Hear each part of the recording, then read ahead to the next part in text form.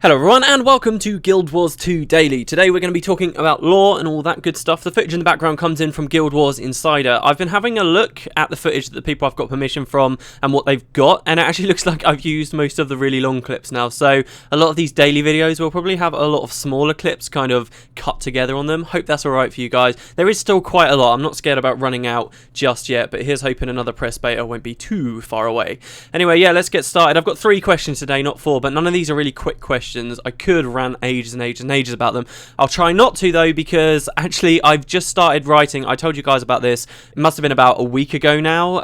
This summary series I'm going to be doing, where basically I sum up all of the story of the Guild Wars 1 campaigns in a series of 10-minute videos. I finally, literally just before I started recording this, started to work on those and write those out, and it's actually going really, really well. So I kind of want to get back to that. But let's get on with the first question. The first one comes in from Eduardo, who says, the origins of the Pale Tree still seem very mysterious to me. I know that Ronan found the seed of the Pale Tree in a cave full of elementals, but has this cave ever been referred to again? If so, did it explain the reason why the Pale Tree seed was even in there? No, it's never been referred to again, not at all, but this is really, if you think about it, for all the mystery that lies behind the Sylvari, all the quirks about the race, everything we want to know about them that we don't quite know just yet, all can really come back down to this big question here. So before I go into the specifics of your question, I'll explain the story for everyone. Basically, for Guild Wars 2, there's a new race, the Sylvari. All the races that you can play as in Guild Wars 2 were initially revealed in Guild Wars 1, and we could kind of interact with them, except for one of the races, which are the Sylvari. They're only 25 years old by the time Guild Wars 2 started, and obviously Guild Wars 1 was 250 years before that, so they were nowhere to be seen in the first game. So for a long time during the game's development cycle, they were the most mysterious race, they were the most interesting race. A lot of information has since come out before release. I actually wonder if ArenaNet missed a trick there. I think it would have been quite cool if they said nothing about this extra mysterious race until the game launched, and then everyone would have something really good to look forward to. But the truth is, now we do know a lot about the Sylvari. But there are still a lot of big gaping holes in our knowledge about them, a lot of them, and the Sylvari have got a lot going on with them, so I'll try and just focus on this one bit. But here's basically the story. Around Guild Wars 1's time, in fact, just before we kind of started in Eye of the North, in fact, there was this human guy called Ronan, who had left his homeland of Kryta, which at the time was in civil war, and he'd kind of left for a little while, and when he came back, he found that a group of people called the White Mantle had slaughtered his family, and they'd killed his children and his wife, and they were all dead, basically, at his home, and it was just tragic for him. While he was away, though, he'd found a cave that was being guarded by what are described as like these elemental plant things. This is kind of the impression we get of it anyway, and from the cave, he managed to get past these elemental things. I'm not sure if he even defeated them. I'm not sure if it even explains that. But he managed to find a seed in this cave, which he took, and then he brought back home with him. He found that his family was dead, and he buried the seed essentially on their bodies, and lived out the rest of his life in kind of this safe haven place that he'd founded, with the help of a kind centaur named Ventari, who was a character we'd interacted with quite heavily during the actual campaigns. So they kind of lived together, and this seed slowly kept growing, and it grew into this big tree, and eventually grew into what we know as the Pale Tree. The Pale Tree, many years later, 25 years before Guild Wars 2 started, began to bear fruit, and from the fruit came this race, the Sylvari. The Sylvari are humanoid-shaped, and the link there, one of the ideas, or at least in-universe, the characters in the Guild Wars universe have got different theories about why the Sylvari look humanoid, and one of these theories is that it's because the tree itself was planted on human graves, so the Pale Tree kind of took that, and that's why the Sylvari now look reasonably humanoid. But anyway, the Sylvari came out, and they started to learn from the lessons that Ventari had been preaching about during his life that the Pale Tree liked and agreed with, and the race kind of continued off from there, and there are lots of other mysteries and weird things, but it all comes back to, where do they come from? The first answer is, they come from the Pale Tree. Well, now we're asking, where does the Pale Tree come from? Well, from a seed. Where does the seed come from? And I've mentioned this before in a few daily videos. ArenaNet certainly seem to have set up the idea that there have been cycles of the Sylvari, just as there seem to have been cycles of the Elder Dragons. The Elder Dragons have been awake, it seems, at least once before, and I kind of feel like they're setting up the idea that they were awake at one point before that, many years ago, and then maybe even before that. I mentioned this before, and then most of the comments were just going on about like Mass Effect 3 and how the Reapers are just like the Elder Dragons. It's not really as simple as that, but I do appreciate the similarities. But the idea here is that I think a lot of us quite like, I personally quite like, is that whenever these Elder Dragons have been born, another pale tree has, through circumstance or by fate, whatever one you choose to believe, a pale tree has also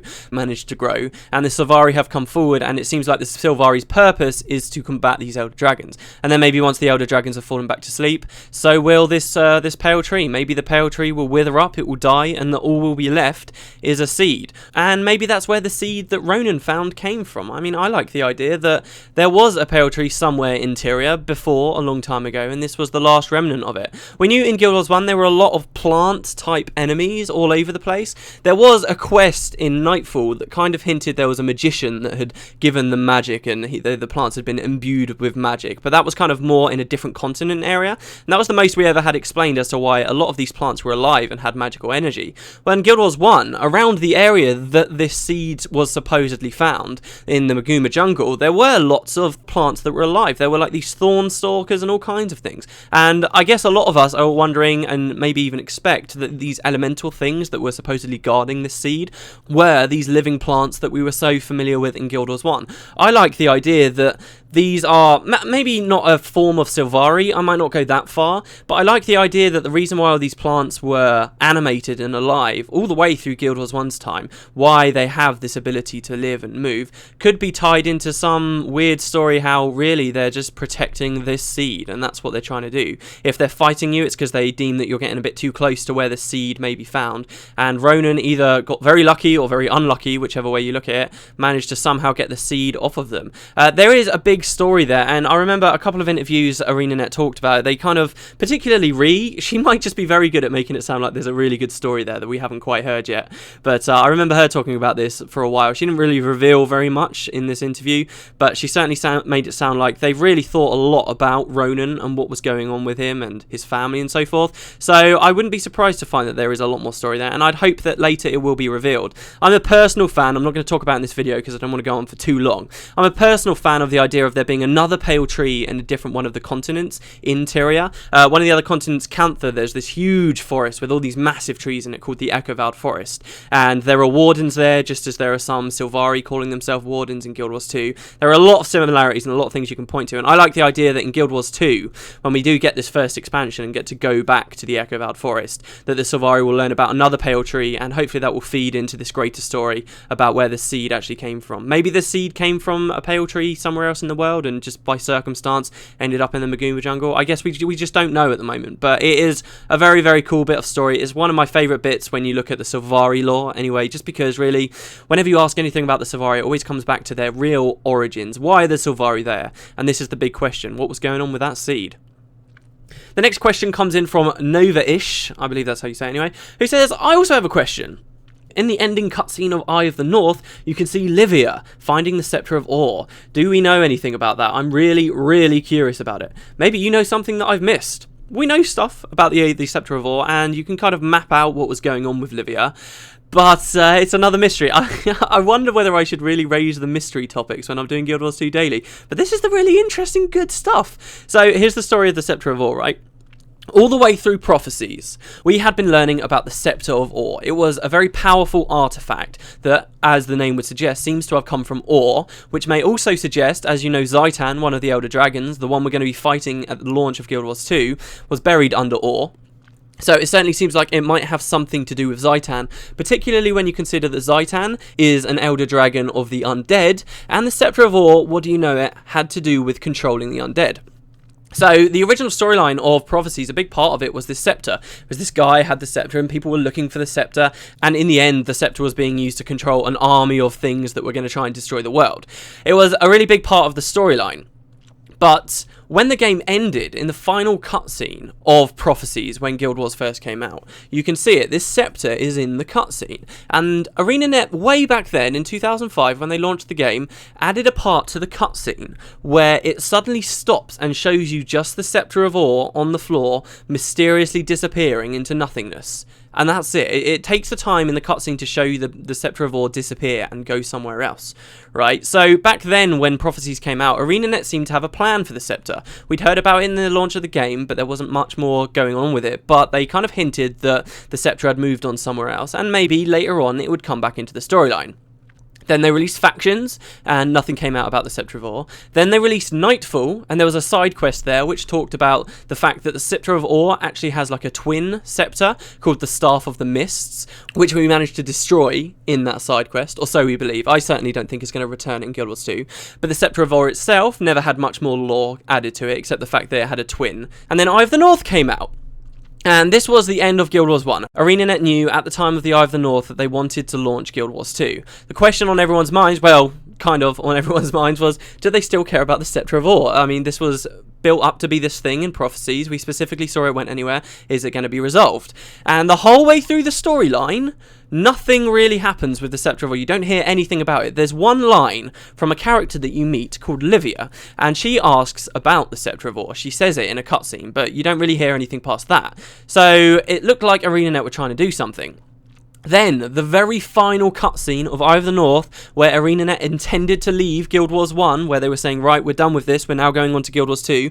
The cutscene where they were introducing us to the Sylvari and opening up all these doors and plot lines for Guild Wars 2, introducing us to what Guild Wars 2 was going to be about. In this same cutscene, they once again show us the Scepter of Ore. And they show us this character, Livia, walking over to it and, like, reaching out for it as if she's going to grab it. There was a lot of discussion on the lore forums for a long time about whether Livia actually took the Scepter of Ore, and none of us really know the significance behind her taking the Scepter of Ore, or what she does with it, or anything like that. We just know that at some point she does get a hold of it. This is a question that's come up in a lot of lore interviews over the years, and they have said that for a short time, Livia did have a hold of the Scepter of Ore. What she did, we don't know. Later, ArenaNet, when they realised Guild Wars 2 was going to take ages to come out, they started adding more content to Guild Wars 1 in something called Guild Wars Beyond, and the first chapter of Guild Wars Beyond reintroduced Livia to the storyline. But during that chapter, during this war that she was in, there was no word of her having the scepter. So when specifically she had it, I think it's pretty safe to say she has it after the war in Kryta. So it's quite a few years after the end of the Eye of the North, if you ask me, before she actually interacts with it. What she does with it, we don't know, but what I can almost guarantee you is that ArenaNet, from the start, when they first released Guild Wars, had an idea for that plotline, and they didn't forget about it, and they've teased us about it right at the end of Eye of the North as well. So we should be seeing it in Guild Wars 2. I mean, we're going to be fighting Zaitan, the Elder Undead Dragon, right? And there seems to be this artifact that's associated with him for the launch of the game. So I'm sure that this will be, maybe we're going to join one of the orders. Maybe if we join the Dermond Priory, we'll learn again about the Scepter of Ore, and a big part of our storyline will be to go and retrieve it. Maybe that'll be what the plot is for the Order of Whispers or something. I don't know. It's all a bit up in the air, but I'm sure that some way it's going to be there in Guild Wars 2, and that it's significant somehow. We'll just have to wait and see. Whew, that was only 2 questions. I know I did record a third question, but we're already on 12 minutes. Usually I'm so bad at like doing the commentary on these. I cut loads out, and then like I'll record for 20 minutes and we'll get like a 13-minute episode come out of it.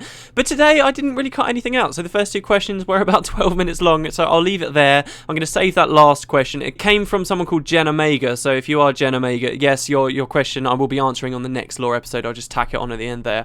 So yeah, we'll leave that for today. I hope you guys liked this video. I know it was only 2, but we did rant for a while on that stuff, and thanks very much. Thank you to GuildWarsInsider for the footage that's in the background. Leave any comments you may have down in the comment section below, and I will see you tomorrow. See you later, guys.